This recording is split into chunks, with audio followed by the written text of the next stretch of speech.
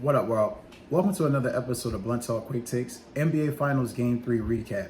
I'm your host, Anthony Wright, coming to you from the now summer-like confines of Atlantic City, New Jersey. Wherever you may be watching or listening, I thank you as always. Like, share, and subscribe. It helps the channel. You can check the Blunt Talk Sports Podcast out not only on Apple Podcasts, but you can check it out on YouTube, Spotify, Patreon, Substack, Trovo, and as well as on Podbean.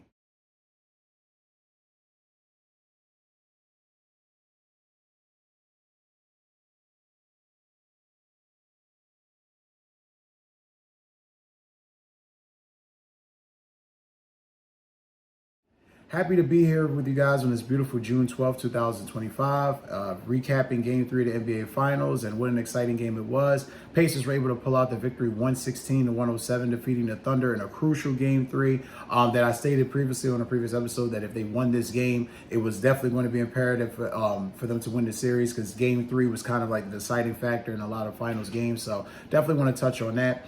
And before we do, though, I always want to make sure we give a shout out to our friends of the show.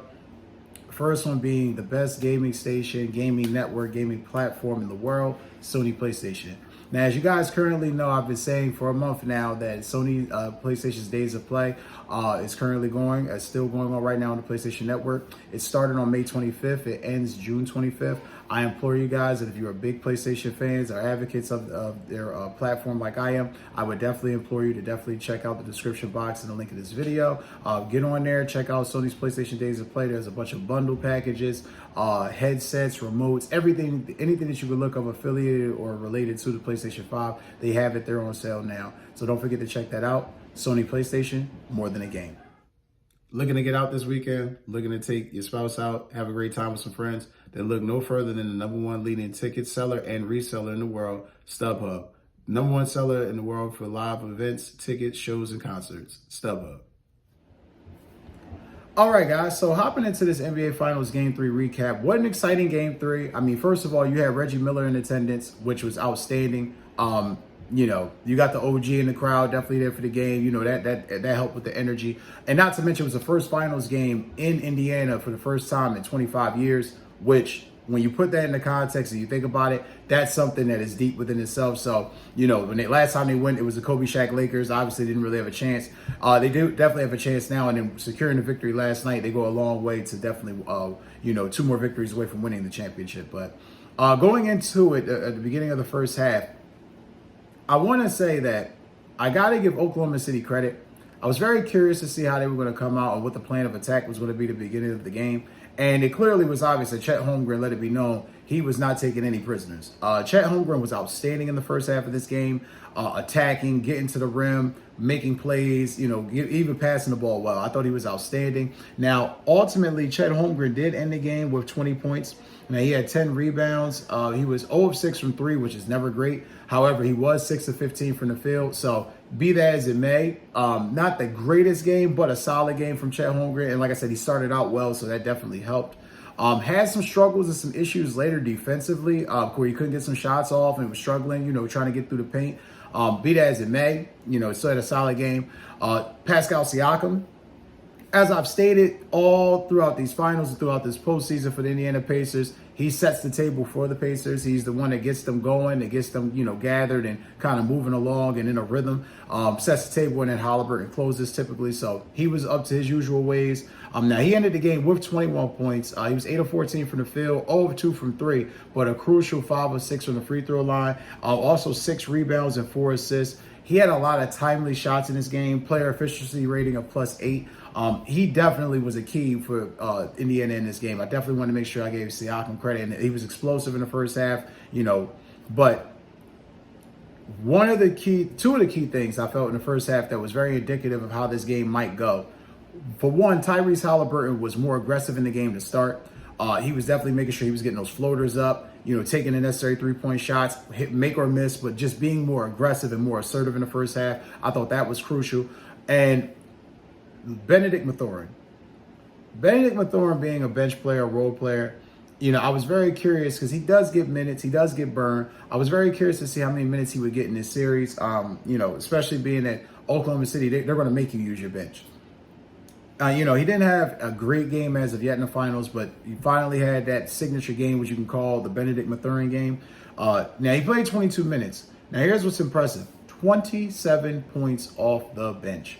Amazing right there in itself. He had 4 rebounds, 2 of 3 from three-point range, and 9 of 12 from the field. And he was 7 of 8 hitting his free throws. So benedictmathurin was a monster of defensive effort and offensive effort. It was all there. And then, of course, Oklahoma City was responding because, they just decided that, these past 2 games, they were actually going to shoot the 3 ball at a way better rate and clip than they have throughout the whole year. Lou Dort was phenomenal of shooting the 3 ball early in this game. He was definitely making hell for the Pacers. Now, he ended the game 4 of 5 from three-point range, which is outstanding. But he only ended the game with 12 points, and he was 4 of 8 from the field. So he was definitely effective. He was definitely making his presence felt. But TjMcconnell and the hustle plays that he made, the way he was acclimating himself on defense, setting guys up on offense, passing the ball, and taking the necessary shots when he thought he had it. Monster game from TjMcconnell. I thought he played tremendously well. Now, he only played 15 minutes, but in that 15 minutes, he had 10 points, 5 assists, and 5 steals. And also, he had 3 of 8 from the field. So, again, it wasn't like he was going out there just dominating from the paint or dominating from 3. It was the free throws. When he was getting fouled, he was hitting those shots. And I've continued to say this, when you're playing a team like Oklahoma City, if you're not hitting your free throws, that shit will cost you. So it was impressive to see TjMcconnell doing that and making his presence felt. And overall, in the first half, you got to give a lot of credit to the Indiana bench. I mean, they really made an effort, a concerted effort. Like I said, Mathurin, McConnell, obitoppin, they really made a concerted effort to make sure that there was some scoring presence coming from that second unit. And you can even see that Indiana's pace was starting to give Oklahoma City problems in the middle of that second quarter. But again, still a tight game throughout.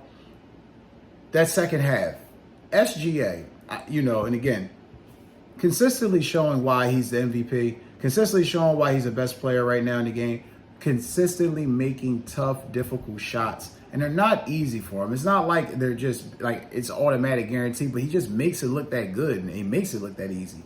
Shaigilgeousalexander had 24 points last night. Now, he had 4 assists. Now, he did have 3 blocks, which I thought was impressive. He's playing way better on defense, I think, in this series. 8 rebounds. Now, he was 1 of 3 from three-point range, but typically he usually hits between 1 to 3 threes in a game on average if he takes that many shots. He doesn't really take a lot of threes, so not really too shocked there. However, he was 9 of 20 from the field. 45%, which isn't bad, but it just shows you typically he's hovering around 50, a little over. That just shows you the defensive effort that the Pacers had last night, and credit the Pacers for what they did, applying that defensive effort, holding him to 24 points. Because make no mistake, they let Jalenwilliams, who I'm going to touch on in a second, score. They let Chetholmgren eat, but they wanted to make sure that nobody else was going to kill him.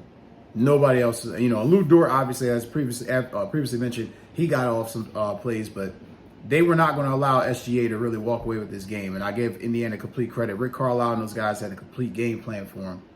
The 3 ball for Indy was crucial for them late in that second quarter because they didn't shoot it well in game 2, and they damn sure didn't shoot it well in game 3. Their final numbers from three-point range were actually quite bad. They were 9 of 27, only 33%. However, Mathurin's 2 3-pointers, Tyresehaliburton going off. I'll touch on him in his game in a second. 4 of 8 from 3. You had Nembhard go 1 of 2. Miles Turner go 1 of 4. Nesmith go 1 of 2. So it wasn't the fact that they were hitting them at a successful clip. It was timely 3-point shots when they needed them. And that's just been the story for the Pacers all, postseason. Going into Haliburton, like I said before, I touch on Jalenwilliams and his performance. Haliburton last night was outstanding. Like I said, way more aggressive. Now, I did tell you he did end the game with 22 points, 11 assists, 9 rebounds, 4 of 8 from three-point range, which that is the big key right there. If he's hitting those 3-point shots, this Indiana team is very hard to beat. And then also he was 9 of 17 from the field. Like I said, hitting a lot of those floaters early, 2-point shots, not making the game difficult, taking which the defense is giving you, but making the most of those shots. And then Jalenwilliams for Oklahoma City. Their big 3 for Oklahoma City has stepped up throughout this whole series. But Jalenwilliams, really, to me, that was like, this game was the first breakout game that he had. 26 points, 3 assists. He had literally 6 rebounds, 1 or 2 from three-point range, 9 of 18 from the field. What caused Jalenwilliams late in this game, what really caused the Thunder late in this game was the turnovers.